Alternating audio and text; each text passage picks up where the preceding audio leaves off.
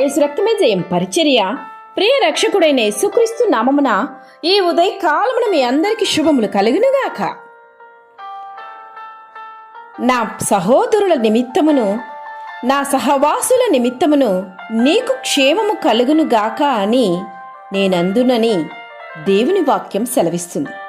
నా ప్రియ సహోదరి సహోదరులారా, నీకు క్షేమము కలగాలంటే ముందుగా నీవు పాపమును విడిచిపెట్టుము.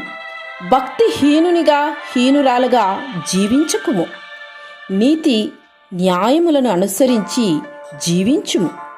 అప్పుడు దేవుని మందిరములో నీకు శాంతి, సమాధానములు, పరిపూర్ణ ఆనందము, ఆరోగ్యము నీకు దొరుకును.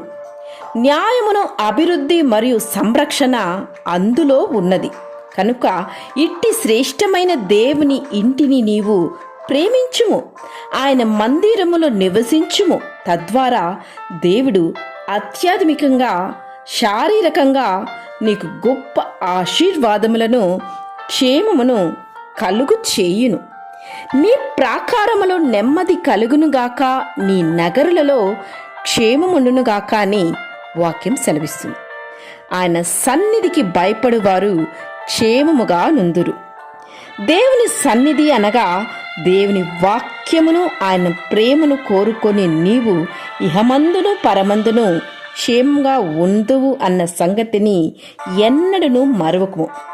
కనుక నీవు క్షేమముగా జీవించాలంటే దేవుని వాక్యానుసారముగా నీవు జీవించి తీరాలి.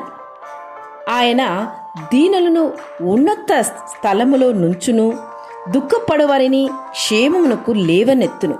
నీకు ఎటువంటి స్థితిగతులు ఉన్నను ముందుగా నీవు నీతి నియమం తప్పకుండా ఆయన వాక్యానుసారముగా నీవు అర్పించుకొని జీవించినట్లయితే దేవుడు నిన్ను క్షేమముగా జీవింపచేయును. ఆమేన్. యేసు రక్తమే జయం పరిచర్యలో మీ సహోదరి. God bless you.